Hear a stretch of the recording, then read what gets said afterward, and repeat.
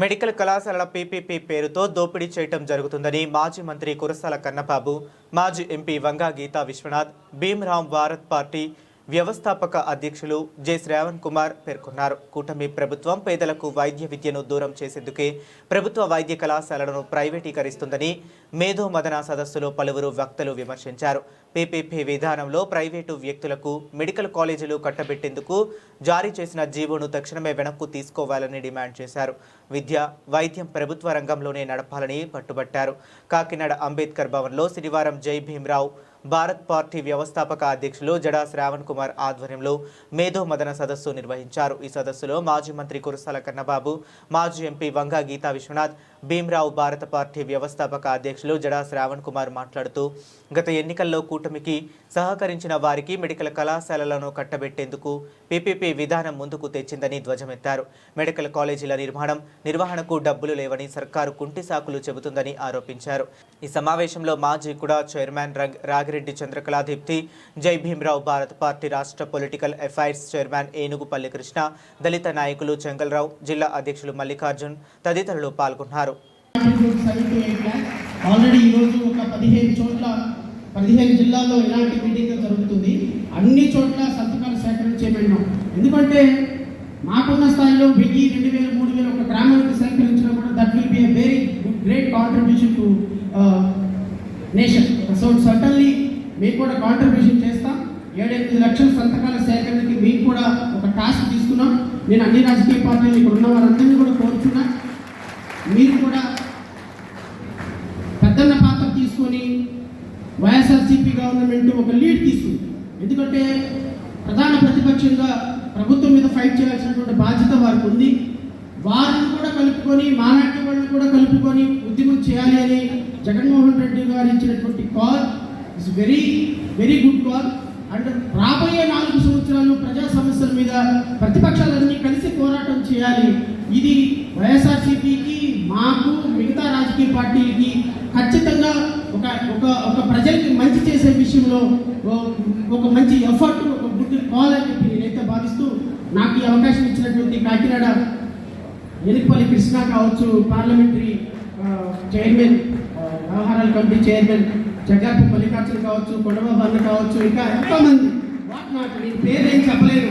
మిమ్మల్ని అందరినీ కూర్చోబెట్టడానికి ఇక్కడ రవి కావచ్చు, ఇంకా పెద్దలు ఇక్కడ కూర్చున్న వాళ్ళందరూ ఎంతో కష్టపడి పాపం జస్ట్ ఒక వారం రోజుల వ్యవధిలోనే మేము ఈ మీటింగ్ ఏర్పాటు చేసుకున్నాం. 7-8 జిల్లాల్లో అనుకున్నాం, కానీ 15 జిల్లాల్లో జరుగుతుంది. Thank you so much for coming.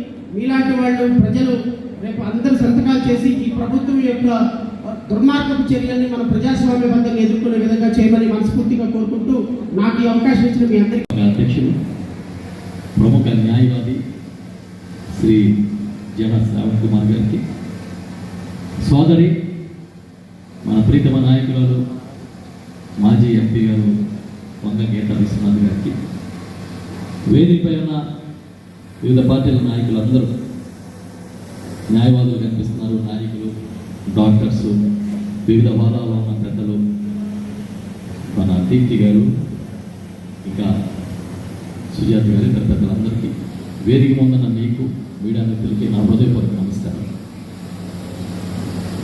నేను జడా శ్రావణ్ కుమార్ గారిని ఈరోజు మొట్టమొదటిసారిగా కలిశాను, చూశాను. నేను ఆయన చూడాలనుకున్నా, కలవాలనుకుంటున్నాను. ఇవాళ కలవడం జరిగింది. ఎందుకు అంటే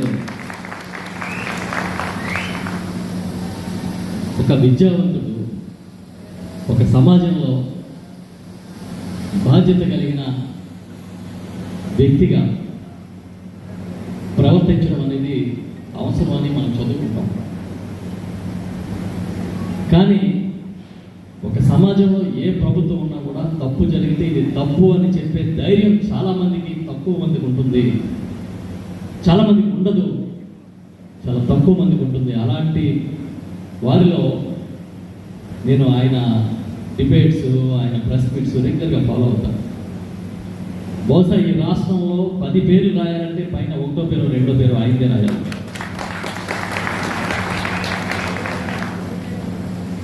చాలా నిబద్ధతతో, చాలా కసిగా వాళ్ళ ప్రజా సమస్యల మీద పోరాటం చేస్తున్న నాయకుడు ఎవరు అని అంటే చాలామందికి ఇష్టం లేకపోవచ్చు ఇలా మాట్లాడటం, కానీ వాళ్ళ ప్రైవేటు సంభాషణ అయినా సరే జడా శ్రవణ్ కుమార్ గారు అని ఒప్పుకొని తీరాలని చెప్పి నేను చెప్తాను. ఈరోజు ఈ మేధోమథన సదస్సు ఈ కాకినాడలో అంబేద్కర్ గారి పేరుతో ఉన్న ఈ ప్రాంగణంలో పెట్టడం అనేది చాలా సముచితం. ఒక రకంగా చెప్పాలంటే ఇవాళ ఈ రాష్ట్రాన్ని ఒక ప్రజానాయకుడు ప్రజాప్రభుత్వం పాలించట్లేదు. ఒక కార్పొరేట్ సంస్థ పరిపాలిస్తే ఎలా ఉంటుంది అని అంటే ఇలాగే ఉంటుంది. ఆంధ్రప్రదేశ్లో ఇప్పుడు పరిపాలన ఎలా ఉందో అలాగే ఉంటుంది. ఒక పెద్ద కార్పొరేట్ సంస్థను తీసుకొచ్చి ఈ రాష్ట్రాన్ని మీరే పరిపాలించాలంటే ఇలాంటి నిర్ణయాలు తీసుకుంటారు. కొంచెం అయినా సరే ప్రజల పట్ల బాధ్యత లేకుండా, పేదల పట్ల అనురక్తి లేకుండా, కనీసం మనం ఏం చేస్తామనే ఒక స్పృహ లేకుండా ఈ ప్రభుత్వాన్ని చంద్రబాబు నడిపిస్తుంటే దాంట్లో ఉన్న కూటమి భాగస్వామ్యులు అటు ఇటు చప్పట్లు కొడుతూ ఉంటే ఎవడో ఒకడు గళనెత్తాలి, ఎవడో ఒకడు మొదటి అడుగు వేయాలి. ఇలా ప్రజల్లోకి వచ్చి ఆయన శ్రవణ్ కుమార్ గారు మొదటి అడుగు వేశారు. మేము వైఎస్ఆర్ పార్టీలో ఉన్నాం. మా నాయకుడు ప్రీతమ జగన్మోహన్ రెడ్డి గారి నాయకత్వంలో నేను కానీ గీత గారు అందరూ కూడా జడా శ్రవణ్ గారిని సోదరిని అభినందిస్తున్నాను. తప్పకుండా మంచి పనికి అందరూ సపోర్ట్ కావాలి. వాయిస్ రేసినమే కాదు, అందరి వాయిస్ దానికి కూడా అందరూ కూడా దానికి తోడైతేనే ఆ కార్యక్రమం సక్సెస్ అవ్వడానికి అవకాశం ఉంటుంది. పోరాటం చేసి ప్రజలందరిలో చైతన్యం తెస్తే తప్పకుండా ఎన్నో సాధించగలిగారు. దేశంలో రైతుల కోసం ప్రవేశపెట్టిన చట్టాన్ని రైతులు తిరిగి దాన్ని రద్దు చేసే వరకు మొన్న పార్లమెంట్లో జరిగింది. రద్దు చేసే వరకు పోరాటం చేశారు. చట్టాన్నే రద్దు చేసే పరిస్థితి. అలాంటిది జీవోలు రద్దు చేయడం పెద్ద విషయం కాదు. అందరూ కూడా చాలా విషయాలు చెప్పారు. డాక్టర్ గారు, ప్రభావతి గారు, భానుమతి గారు మాట్లాడినట్టునే మంచి విషయాలు చెప్పారు. ఇక్కడ మనం అందరం కూడా కాశీరావు గారు, బాబాసాహెబ్ అంబేద్కర్ గారు, బాబా పూలే గారు, ఇంకా ఎంతోమంది సంఘ సంస్థలు, ముఖ్యంగా మనలో చైతన్యం తెచ్చింది వారు, రాజ్యాంగాన్ని ఇచ్చింది వారు. అందరూ చెప్పేది ఒక్కటే, విద్య వ్యక్తిత్వ వికాసానికే కాదు, విద్య సమాజ వికాసాన్ని, సమాజంలో ఉన్న అసమానతలను తగ్గించడానికి ఏదైనా సాధన ఉందంటే అది విద్య మాత్రమే సాధించగలుగుతుంది. అందరి అసమానతల్ని రూపుమాపి సమాజాన్ని సమాజంగా నడిపించడానికి విద్య నిజమైన ఆయుధం, నిజమైన సాధనం అని చెప్పి వారు చెప్పడం జరిగింది.